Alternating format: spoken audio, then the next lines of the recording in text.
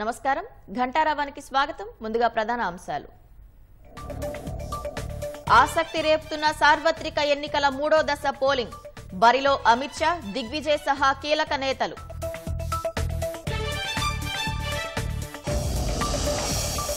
ఎన్నికలు సమీపిస్తుండటంతో రాష్ట్రంలో జోరుగా పార్టీల ప్రచారం బహిరంగ సభలు కార్నర్ మీటింగ్లతో అభ్యర్థుల ఓట్ల వేట రాష్ట్రంలో 16 జిల్లాలు తీసేసేందుకు కాంగ్రెస్ యత్నిస్తోందన్న కేటీఆర్ నమో అంటే నమ్మించి మోసం చేయడమేనని విమర్శలు నత్తనడకన జూరాల క్రస్ట్ గేట్ల మరమ్మతులు వర్షాలు రాకముందే పూర్తి చేయాలని రైతుల ఆందోళన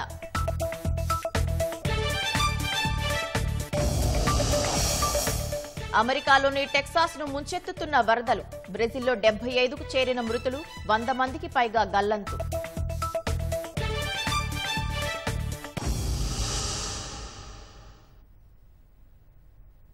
సార్వత్రిక ఎన్నికల సమరంలో మూడో దశ పోలింగ్ కు సమయం సమీపిస్తోంది. ఈ ఎన్నికలు రాజకీయాల్లో తలపండిన కొందరు నేతలకు ప్రతిష్టాత్మకంగా మారాయి. దేశ రాజకీయాల్లో కీలక పాత్ర పోషించిన కొందరు నేతలు గెలుపు కోసం సర్వశక్తులు ఒడ్డటంతో మూడో దశ ఎన్నికలు దేశం దృష్టిని ఆకర్షిస్తున్నాయి. పార్టీ ఉనికిని కాపాడుకునేందుకు కొందరు, తమ ప్రభావాన్ని చాటేందుకు మరికొందరు, రికార్డు మెజారిటీతో గెలిచి తమ సత్తా చాటాలని భావిస్తున్న నేతలు ఈ దశలో తమ అదృష్టాన్ని పరీక్షించుకుంటున్నారు. కేంద్ర హోంమంత్రి అమిత్ షా దగ్గర నుంచి ప్రతిపక్ష నేత దిగ్విజయ్ సింగ్ వరకు పలువురు అగ్రనేతలు ఈ దశలో బరిలో ఉన్నారు.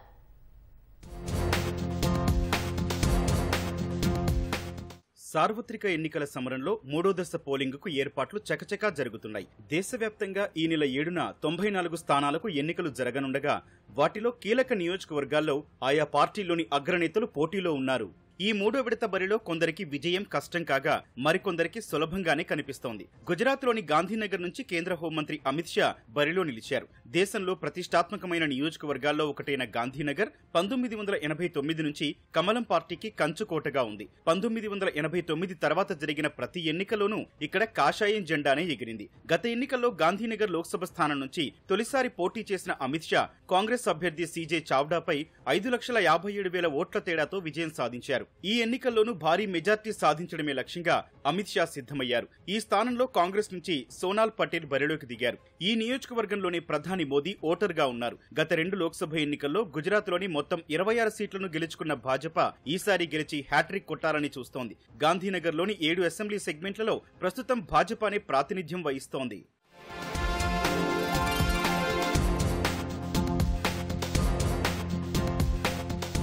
కాంగ్రెస్ నుంచి వచ్చిన జ్యోతిరాదిత్య సింధియాకు కేంద్ర మంత్రి పదవిచ్చిన భాజపా మధ్యప్రదేశ్లోని గునాలో ఆయన్ని అభ్యర్థిగా నిలిపింది. రాజ కుటుంబం నుంచి వచ్చిన సింధియా 2019లో కాంగ్రెస్ తరపున పోటీ చేసి 1,00,000కు పైగా తేడాతో తన రాజకీయ జీవితంలో తొలిసారి పరాజయం పాలయ్యారు. ఆ తర్వాత భాజపాలో చేరారు. ఈసారి ఆయన ఒకప్పటి భాజపా అగ్రనేత 2023లో కాంగ్రెస్ లో చేరిన రావ్ యాదవేంద్ర సింగ్ యాదవ్ తో తలపడుతున్నారు. ఈ ఎన్నికలు జ్యోతిరాదిత్య సింధియాకు చాలా కీలకం. సింధియా కుటుంబానికి కంచుకోట లాంటి గునాలో మళ్లీ గెలిచి రాజ కుటుంబం పట్టును నిలుపుకోవాలని ఆయన చూస్తున్నారు.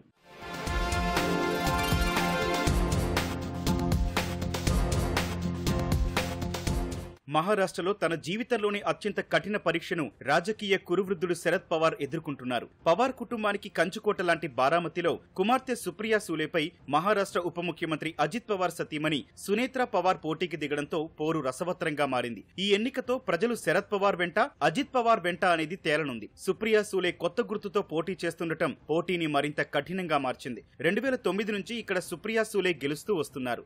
ఈసారి ఇక్కడ గెలిచి అసలైన ఎన్సీపీ తమదేనని చాటి చెప్పాలని శరద్ పవార్, ప్రజలు తమ వెంటే ఉన్నారని చెప్పారని అజిత్ పవార్ పట్టుదలగా ఉండటంతో మే 7న ఇక్కడ జరిగే పోలింగ్ ఉత్కంఠ రేపుతోంది.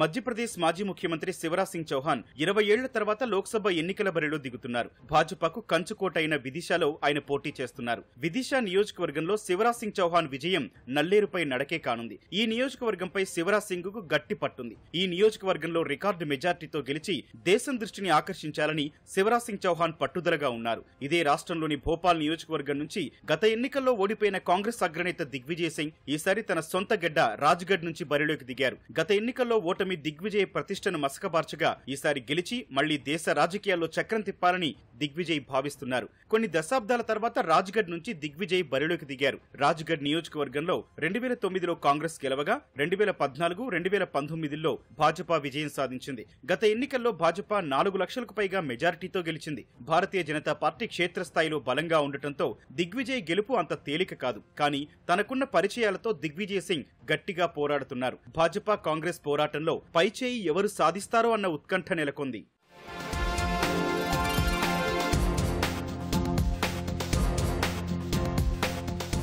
ఉత్తరప్రదేశ్లోని కీలక లోక్సభ స్థానాల్లో ఒకటైన మొయిన్పూరి నుంచి అఖిలేష్ యాదవ్ సతీమణి డింపుల్ యాదవ్ బరిలో నిలిచారు. 3వ దశలో ఈ స్థానానికి పోలింగ్ జరగనుంది. 27 ఏళ్లుగా ములాయం సింగ్ కుటుంబానికి కంచుకోటగా ఉన్న మొయిన్పూరిలో మరోసారి ఘన విజయం సాధించాలని డింపుల్ యాదవ్ చూస్తున్నారు. కానీ సమాజ్వాదీ పార్టీకి కంచుకోటగా ఉన్న ఈ స్థానంలో ఈసారి పోరు హోరాహోరీగా సాగుతోంది. గత ఎన్నికల్లో సునాయాసంగా విజయ పతాక ఎగిరేసిన సమాజ్వాదీ పార్టీకి ఈ లోక్సభ ఎన్నికల్లో ఎదురుగాలి వీస్తోంది. ఈ స్థానం నుంచి సమాజ్వాదీ పార్టీకి భాజపా, బీఎస్పీ అభ్యర్థుల నుంచి తీవ్ర పోటీ ఎదురవుతోంది. ములాయం సింగ్ యాదవ్ మరణంతో 2022లో జరిగిన ఉప ఎన్నికలో డింపుల్ యాదవ్ 2.88 లక్షల ఓట్ల తేడాతో భాజపా అభ్యర్థి రఘురాజ్ సింగ్ పై గెలుపొందారు. కానీ ఈసారి పోరు హోరాహోరీగా సాగనుంది.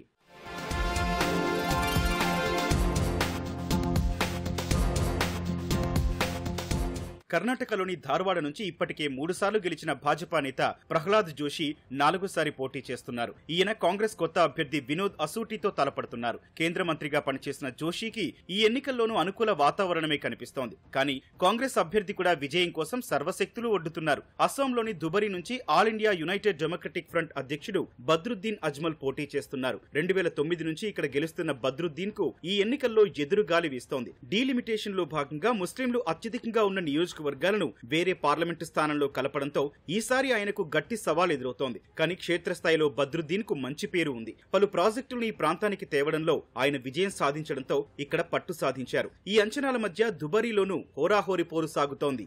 గోవాలోని ప్రముఖ పారిశ్రామిక కుటుంబం నుంచి వచ్చిన పల్లవి డెంపో దక్షిణ గోవా నియోజకవర్గం నుంచి భాజపా తరపున పోటీ చేస్తున్నారు. 1361 కోట్ల ఆస్తులున్న ఆమె 3వ విడతలో అత్యంత సంపన్న మహిళగా నిలిచారు. గోవాలో తొలిసారిగా భాజపా తరపున పోటీ చేస్తున్న మహిళ కూడా డెంపోనే కావడం విశేషం. 2019లో దక్షిణ గోవాలో కాంగ్రెస్ నుంచి ఫ్రాన్సిస్కో సర్దిన్హా 9755 ఓట్ల మెజార్టీతో గెలిచారు. ఈసారి ఎలాగైనా ఈ సీటును దక్కించుకోవాలని పల్లవిని భాజపా బరిలోకి దింపింది. దీంతో గట్టి పోటీ నెలకొంది. వీళ్లే కాకుండా గుజరాత్ లోని అహ్మదాబాద్ తూర్పు నియోజకవర్గం నుంచి హస్ముఖ్ భాయ్ పటేల్ పోటీ చేస్తున్నారు. ఈ స్థానాలన్నింటికీ మే 7నే పోలింగ్ జరగనుంది.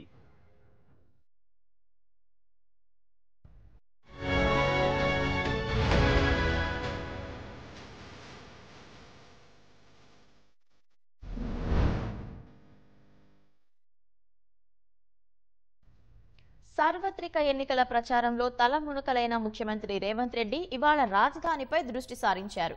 నేడు అంబర్పేట్, ఉప్పల్, సికింద్రాబాద్ కంటోన్మెంట్ ప్రాంతాల్లో సీఎం పర్యటిస్తారు. సాయంత్రం 5 గంటలకు అంబర్పేట్లో రోడ్ షో, కార్నర్ మీటింగ్ లో పాల్గొననున్న ముఖ్యమంత్రి రాత్రి 7:30 గంటలకు ఉప్పల్లో ప్రచారం నిర్వహిస్తారు. అనంతరం రాత్రి 9 గంటల ప్రాంతంలో కంటోన్మెంట్ అసెంబ్లీ నియోజకవర్గం ఉప ఎన్నిక ప్రచారంలో భాగంగా కార్నర్ మీటింగ్ నిర్వహిస్తారు.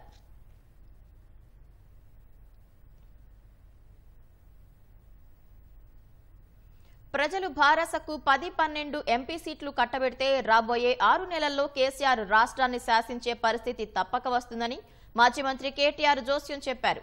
ముఖ్యమంత్రి రేవంత్ రెడ్డి రాష్ట్రంలో ఉన్న 33 జిల్లాల నుంచి 16 జిల్లాలను తీసేయాలని చూస్తున్నారని ఆయన ఆరోపించారు. కరీంనగర్ లోక్సభ భారాస అభ్యర్థి వినోద్ కుమార్ కు మద్దతుగా సిరిసిల్లలో కేటీఆర్ రోడ్ షో నిర్వహించారు. ఈ సందర్భంగా కాంగ్రెస్ భాజపాలపై విమర్శలు గుప్పించారు. భాజపా నేతలు పదే పదే నమో నమో అంటున్నారని, నమో అంటే నరేంద్ర మోదీ కాదు, నమో అంటే నమ్మించి మోసం చేయడమని కేటీఆర్ ఎద్దేవా చేశారు. కాకులను కొట్టి గద్దలకు పెట్టినట్లు పేదలను పీడించి పెద్దలకు లబ్ధి చేకూర్చిన ఘనత మోదీకే దక్కుతుందని కేటీఆర్ విమర్శించారు. ఇలా ఈ ప్రభుత్వం వచ్చినాక రంజాన్ తోఫా లేదు, క్రిస్మస్ కానుక లేదు, రేపు బతుకమ్మ చీర కూడా బంద్ పెట్టిండ్రు. మొత్తం సిరిసిల్ల పట్టణంలో సాంచలు బంద్ అయ్యి ఇవాళ నేత కార్మికులు మళ్ళీ ఆత్మహత్యలు చేసుకునే పరిస్థితి మళ్ళా మోపు చేసింది కాంగ్రెస్ ప్రభుత్వం. బస్సు ఫ్రీ అన్నారు, బంగారం ఫ్రీ అన్నారు, ఆడపిల్లలకు స్కూటీలు ఇస్తామన్నారు, నెలకు 2500 రూపాయలు ఇస్తా అన్నారు. 4000 ముసలిళ్ళకైతే కేసీఆర్ ఇంట్లో ఒకరికే ఇస్తుండు, నేను ఇద్దరికి ఇస్తా అన్నాడు, రైతులకు 2 లక్షల రుణమాఫీ అన్నాడు, క్వింటాల్కు 500 రూపాయల బోనస్ ఇస్తా అన్నాడు. అన్ని బోగస్ ముచ్చట్లు చెప్పి గద్దెకెక్కిండు రేవంత్ రెడ్డి గారు. రేవంత్ రెడ్డి గారు ఆయన ప్రభుత్వం సిరిసిల్లను జిల్లాగా తీసేయాలన్న ఆలోచన కూడా చేస్తాను. కొత్త జిల్లాలు మనం 33 ఏర్పాటు చేస్తే అందులోకెళ్ళి 16 తీసేస్తా. రేవంత్ రెడ్డి గారు అన్ని తిరిగి ఆలోచనలు చేస్తాడు. మా తెలంగాణ రాష్ట్రంలో ప్రతి ఆడబిడ్డకు నెలకు 2500 రూపాయలు వేస్తున్నాం అని రాహుల్ గాంధీ చెప్తాడు. మరి మీరు చెప్పాలి, నాకు నిజంగా 2500 పడ్డాయా?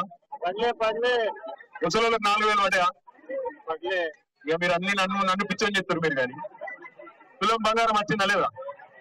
వచ్చింది. మీరు మరి ఏదో ముఖ్యమంత్రి కుద్దరికి ఇస్తలేదా బంగారం చప్పుడు?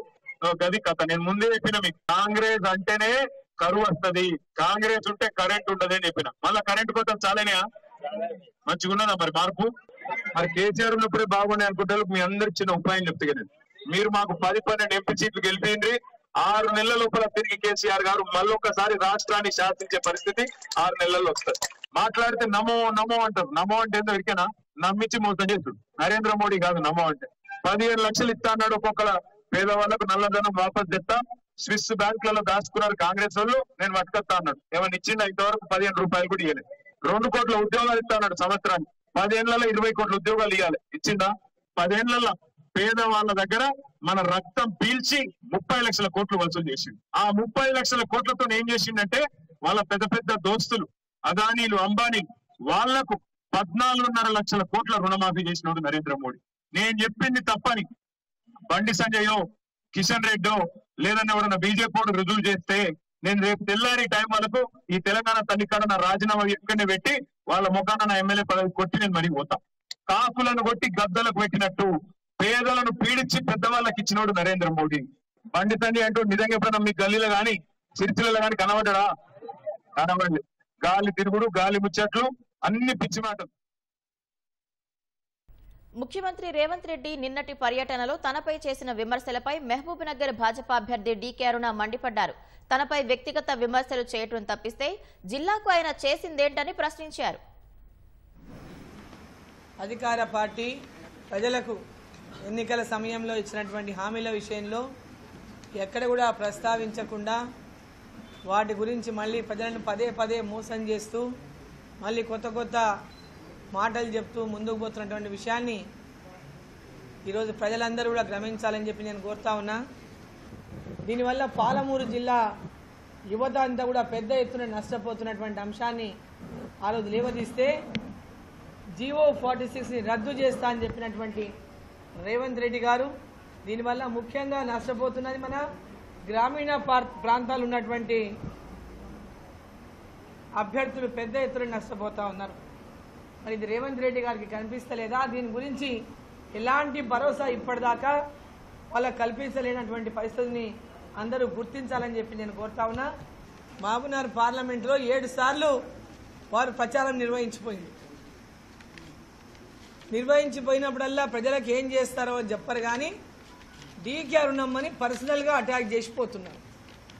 ఈరోజు మహిళలకు గౌరవం ఇవ్వాల్సినటువంటి అవసరం లేదు అనేటటువంటి తీరులో ఈరోజు రాష్ట్ర ముఖ్యమంత్రి రేవంత్ రెడ్డి గారు ఈరోజు వారు వచ్చినప్పుడల్లా మీటింగ్లలో, సభలలో, పెద్ద సభలలో ఏర్పాటు చేసుకొని ఆ సభల్లో రావడం, వాళ్ళు ఏం మాట ఇచ్చిండ్రో ఏం చేసిండ్రో చెప్పండి అని నేను అడుగుతుంటే దానికి జవాబు చెప్పకుండా డీకే అరుణ మీద అవాకులు చెవాకులు మాట్లాడుకుంటూ మర్యాద లేకుండా మాట్లాడి ఈరోజు డీకే అరుణను ఒక అవమానం చేస్తే, డీకే అరుణను అవమానకరంగా మాట్లాడితే వాళ్ళ విలువ పెరుగుతుందని వాళ్ళు అనుకుంటున్నట్టున్నారు. ఈరోజు రోజుకి మీ విలువ దిగజారుతుందనేటటువంటి విషయం ఒకసారి ఈ రాష్ట్ర ముఖ్యమంత్రి కానీ గుర్తుపెట్టుకోవాలని చెప్పి ఈ సందర్భాన్ని నేను తెలియజేస్తా ఉన్నా. నా రక్తం ఏ రంగు ఉందో ప్రశ్నిస్తారు వీళ్ళు. అరుణమ్మ రక్తం గురించి మాట్లాడతారు. అరుణమ్మ రక్తం కల్తీ రక్తం అని మాట్లాడతారు. అంటే కల్తీ రక్తం అంటే అర్థమేం చెప్తారా కొంచెం రేవంత్ రెడ్డి గారు? మీ పార్టీ అభ్యర్థికి మీరు ఇదే నేర్పించిండ్రా? మీ సోనియా గాంధీ మీకు ఇదే నేర్పించిందా? మహిళల గురించి ఈ విధంగానే మాట్లాడమని చెప్పిందా? కల్తీ రక్తం అనడానికి మీ ఉద్దేశం ఏంది? ఎవరిది కల్తీ రక్తము? ఎవరి గురించి మీరు మాట్లాడుతున్నారు? ఈరోజు ఎందుకు మీకు డీకే అరుణమ్మని చూస్తే అంత కడుపుమంట? మీరు ఏమి జిల్లాకు చేయలేదని చెప్తే మీకు వచ్చినటువంటి బాధ ఏంది? మీరు చెయ్యని మాట వాస్తవమే కదా. మీరు ఏమీ చెయ్యలేదు అంటే చేయలేదని చెప్పిన, నేనేం అబద్ధం చెప్పలేదే. మీరేమైనా చేసింటే చేసిందని చెప్తుంటే మీరేం చేయలేదు. జిల్లాకి మీరేం పోరాటాలు చేయలేదు, ఎప్పుడు ఎవరి పక్షాన నిలబడలేదు, రైతుల ఎంబడి లేరు, ప్రజల ఎంబడి లేరు, నిరుద్యోగుల ఎంబడి లేరు, ఎవరి పక్షాన ఎప్పుడైనా మీరు పోరాటాలు చేయలేదు. జిల్లా అభివృద్ధిలో మీరు భాగస్వాములు కాలేదు. ఎన్నడూ జిల్లాల ప్రజల దగ్గరకు వచ్చి మీరు మమేకం కాలేదు. ప్రజల మధ్యలో మీరు ఎన్నడూ లేరు. ఓడిపోయినాయి వాళ్ళ కాంగ్రెస్ పార్టీ నిలబెట్టిన ఆయన ఏం చెప్తున్నాడు, కల్వకుర్తిలో ఎందుకు నిలబడలేదు అని ఒక ప్రశ్న ఇచ్చిండు ఒక విలేకరి ఒక ఇంటర్వ్యూలో, టీవీ ఇంటర్వ్యూలో. అయితే ఆయన ఏం చెప్పిండు, కల్వకుర్తిలో 2.5 ఏళ్ల నుంచి నేను ఓడిపోయిన తర్వాత ఢిల్లీకి పోయినా 2.5 ఏళ్ల నుంచి ప్రజలకు అందుబాటులో లేను, అది ధర్మం కాదని నేను నిలబడలేదు అని చెప్తున్నాడు. మరి మహబూబ్నగర్లో కూడా పోయినసారి పోటీ చేసి వెళ్ళిపోయింది కదా.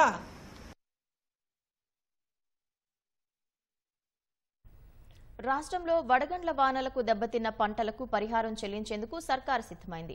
ఈ యాసంగి సీజన్లో మార్చిలో కురిసిన వడగండ్ల వర్షాలకు 10 జిల్లాల్లో 15,814 ఎకరాల విస్తీర్ణంలో పలు పంటలకు నష్టం వాటిల్లింది.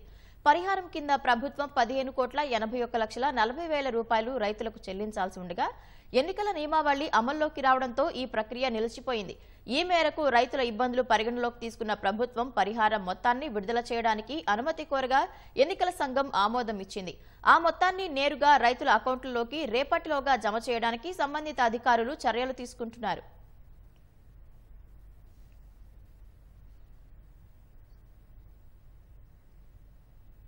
ఖమ్మంలో నటుడు వెంకటేష్ పెద్ద కుమార్తె ఆశ్రిత కాంగ్రెస్ పార్టీ తరపున ప్రచారం నిర్వహిస్తున్నారు. కాంగ్రెస్ అభ్యర్థి రామసహాయం రఘురాం రెడ్డి కోడలు అయిన ఆశ్రిత హస్తం గుర్తుకు ఓటు వేయాలంటూ ఇంటింటికి తిరుగుతూ అభ్యర్థిస్తున్నారు. అపార్ట్మెంట్లలో ఆత్మీయ సమ్మేళనాలకు హాజరవుతున్నారు. రఘురాం రెడ్డితో కలిసి ప్రచారానికి వెళ్తున్న ఆమె ప్రచారంలో ప్రత్యేక ఆకర్షణగా నిలుస్తున్నారు.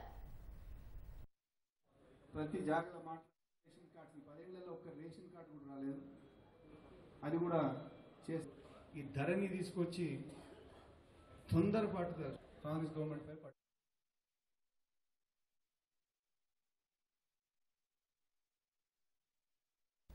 కుమరం భీం ఆసిఫాబాద్ జిల్లా కేంద్రంలో నిన్న నిర్వహించిన నీట్ పరీక్షలో ప్రశ్నాపత్రం తారుమారైంది. దేశవ్యాప్తంగా విద్యార్థులకు ఎన్టీఏ అందించిన పేపర్ కాకుండా ఆసిఫాబాద్ మోడల్ స్కూల్లో పరీక్షకు హాజరైన విద్యార్థులకు మరో ప్రశ్నాపత్రం అందించడంతో విద్యార్థులు ఆందోళన వ్యక్తం చేస్తున్నారు. ఈ కేంద్రంలో 323 మందికి గాను 299 మంది పరీక్ష రాశారు.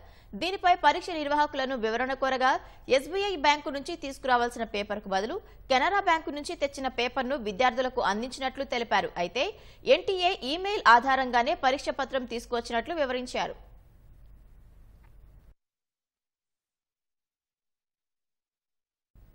కాళేశ్వరం ప్రాజెక్టుపై జ్యుడిషియల్ విచారణలో భాగంగా నోటీసులు జారీ చేసే అవకాశాలు కనిపిస్తున్నాయి.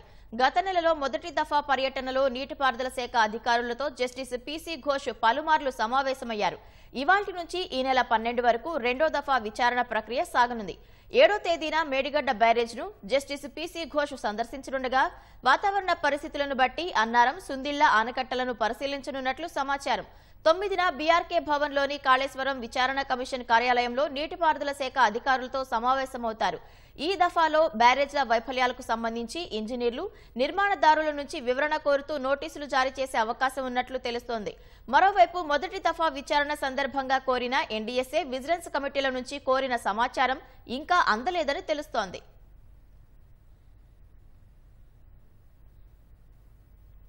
జూరాల క్రస్ట్ గేట్ల మరమ్మత్తు 2 ఏళ్ల నుంచి నత్తనడకన కొనసాగుతోంది. మొత్తం 62 గేట్లుంటే 4-5 గేట్లకు మాత్రమే పూర్తి స్థాయిలో మరమ్మతులు చేపట్టారు. గ్యాంట్రీ క్రేన్ తరచూ మరమ్మతులకు గురి కావటం వల్ల పనులు ముందుకు సాగడం లేదు. ఈ వేసవిలో మరమ్మతులు పూర్తి చేయకపోతే మళ్లీ ఎండాకాలం వచ్చే వరకు వేచి చూడాల్సి వస్తుందనే ఆందోళన వ్యక్తమవుతోంది. ఉమ్మడి పాలమూరు జిల్లాకు జూరాల ప్రాజెక్టు జలప్రదాయని. జలాశయం నిర్మాణం పూర్తయి 25 ఏళ్లు పూర్తయిన సందర్భంగా క్రస్ట్ గేట్ల మరమ్మతు చేపట్టారు. అప్పట్లో ప్రభుత్వ నిధులు సకాలంలో విడుదల కాక పనులు ఆలస్యమయ్యాయి. ప్రారంభమైన పనుల్లోనూ తరచూ ఏదో ఆటంకం కలుగుతోంది. మొత్తం జూరాలకు 62 గేట్లు ఉండగా 2 ఏళ్ల నుంచి ఇప్పటి వరకు 4-5 గేట్ల మరమ్మతులు మాత్రమే పూర్తి చేశారు. గ్యాంట్రీ క్రేన్ తరచూ పాడవడమే పనుల జాప్యానికి కారణమని అధికారులు చెబుతున్నారు. గేట్ల మరమ్మతు పనులు దాదాపు 2 years నుండి నడుస్తున్నాయండి. Radial gates. మెయిన్ ఏంటంటే దాంట్లో స్ట్రెంథనింగ్ ఆఫ్ గేట్స్ పాత అయినాయి కాబట్టి దానికి కొంచెం వెయిట్ లాస్ అయింది కాబట్టి దాని వెయిట్ను ఇంక్రీజ్ చేస్తూ స్ట్రెంథన్ చేస్తున్నాము. తర్వాత పెయింటింగ్ చేయాలి. అయితే అవుట్ ఆఫ్ 62 గేట్స్ 4-5 గేట్స్ అయినాయి 2022 సమ్మర్లో, 23 సమ్మర్లో. ఈ సంవత్సరం ఏమైందంటే గ్రాంట్రీ క్రేన్ పని చేస్తలేదు. చేద్దామంటే గ్రాంట్రీ క్రేన్ దాదాపు 4-5 సార్లు రిపేర్ వచ్చింది. దాన్ని మొత్తం పార్ట్స్ రీప్లేస్ కూడా చేసినాము. అయినా కొంచెం ప్రాబ్లం ఉంది. మేబీ ఈ వారంలో అది రెక్టిఫై కావచ్చు. ఒకసారి గ్రాంట్రీ క్రేన్ ఫైనల్ గా రెక్టిఫై అయింది అనుకోండి, వర్క్స్ చాలా ఫాస్ట్ గా నడిచే అవకాశాలు ఉన్నాయి. ఈ సంవత్సరం కంప్లీట్ చేయడానికి ప్రయత్నం చేస్తాం. ఇక్కడ నుండి డైలీ ఇటు గద్వాల జిల్లా అటు వనపర్తి జిల్లా కూడా మిషన్ భగీరథ నుండి నీళ్ళు ఇస్తాము బీజేపీ నుండి. దానికి ఉన్న నీళ్ళలో వాళ్ళ మిషన్ భగీరథ లెవెల్ రావడానికి దానికి సరిపోయేది 30th ఏప్రిల్ వరకు సరిపోతుందని లెక్కలు చూసినాము. జూరాల నీటి నిల్వ సామర్థ్యం 9.5 టీఎంసీలు. వరదలు వచ్చినప్పుడు లీకేజ్ ద్వారా నీరు బయటకు వెళ్లి నిల్వ సామర్థ్యం తగ్గిపోతోంది. ఏళ్లుగా జూరాల పూడిక తీయలేదు.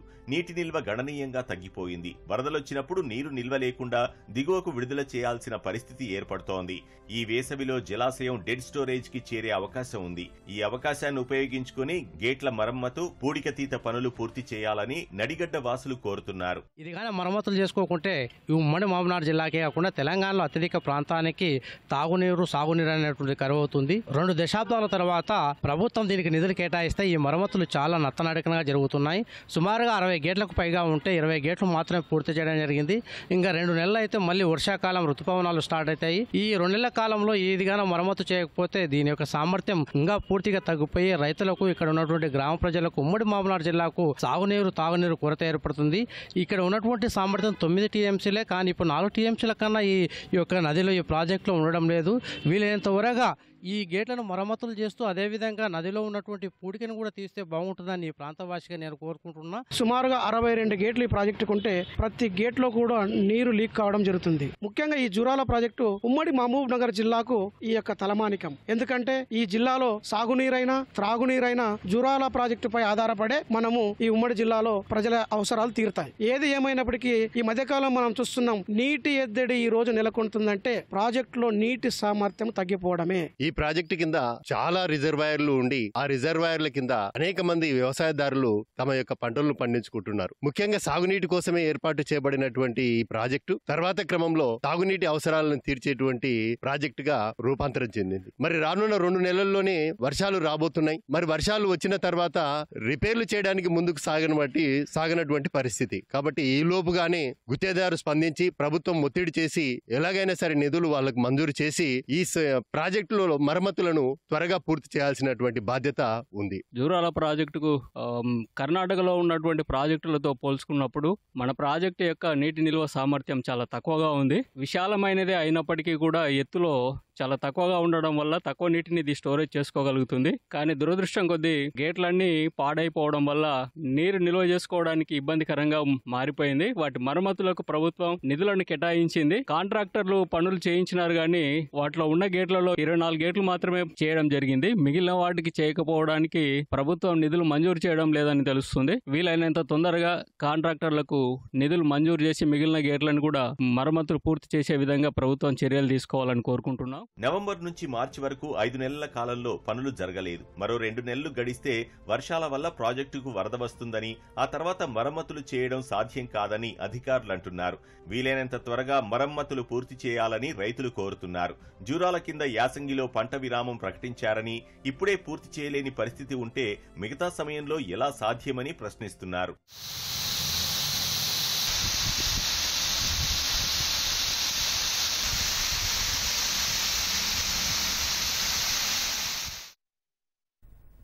వీరేంద్ర రామ్ కేసుకు సంబంధించి జార్ఖండ్ రాంచీలోని పలు ప్రాంతాల్లో ఎన్ఫోర్స్మెంట్ డైరెక్టరేట్ ఈడీ సోదాలు నిర్వహిస్తోంది.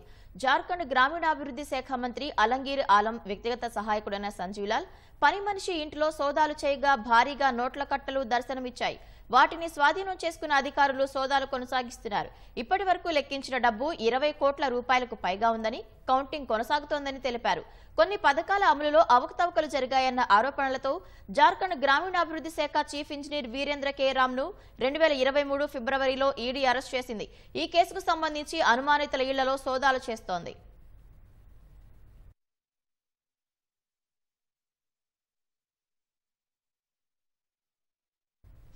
జమ్మూ కాశ్మీర్లో భారత వైమానిక దళం ఐఏఎఫ్కు చెందిన వాహన శ్రేణిపై కాల్పులు జరిపి తప్పించుకున్న ఉగ్రవాదుల కోసం సైన్యం పోలీసులు భారీ స్థాయిలో గాలింపు చర్యలు చేపట్టారు. దాడి అనంతరం ఉగ్రవాదులు సమీప అడవుల్లోకి పారిపోయారని అనుమానిస్తున్నారు. దీంతో షహసితార్, గురుసాయ్, సనాయ్, షీందార్ టాపు ప్రాంతాల్లో భద్రతా దళాలు జల్లెడ పడుతున్నాయి. శనివారం పూంచ్ జిల్లాలోని సురన్కోట్ ప్రాంతంలో ఉగ్రవాదులు జరిపిన కాల్పుల్లో 4 సైనికులకు గాయాలయ్యాయి. ఒకరు ఆసుపత్రిలో చికిత్స పొందుతూ ప్రాణాలు కోల్పోయారు. ఘటనకు సంబంధించి ఇప్పటికే పలువురిని నిర్బంధించిన పోలీసులు విచారణ చేస్తున్నారు. భారీ వర్షాల కారణంగా అమెరికాలోని టెక్సాస్ రాష్ట్రాన్ని వరదలు ముంచెత్తాయి. హ్యూస్టన్ నగరంతో పాటు చుట్టుపక్కల ప్రాంతాల్లో నీరు ఉధృతంగా ప్రవహిస్తోంది. అనేక మంది ప్రజలు ఇళ్లలో బిక్కుబిక్కుమంటూ గడుపుతున్నారు. కొంతమంది ఇళ్ల పైకి ఎక్కి ప్రాణాలు కాపాడుకున్నారు.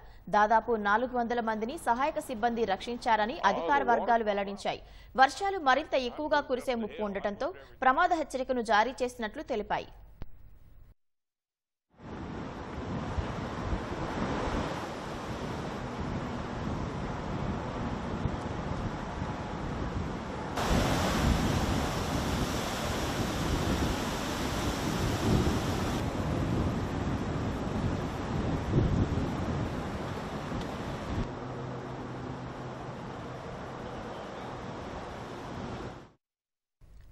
బ్రెజిల్లో వర్ష బీభత్సం కొనసాగుతోంది.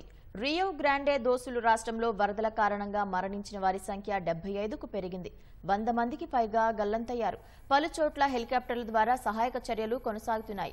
రికార్డు స్థాయి వరద కారణంగా అనేక నగరాల్లో జనజీవనం అస్తవ్యస్తమైందని, 88,000 మంది ఇళ్లను ఖాళీ చేయాల్సి వచ్చిందని ఆ దేశ పౌర రక్షణ విభాగం తెలిపింది. రియో గ్రాండే దోసుల చరిత్రలో ఇదే అత్యంత ప్రమాదకర వరదలని పేర్కొంది. వరద ప్రభావిత ప్రాంతాల్లో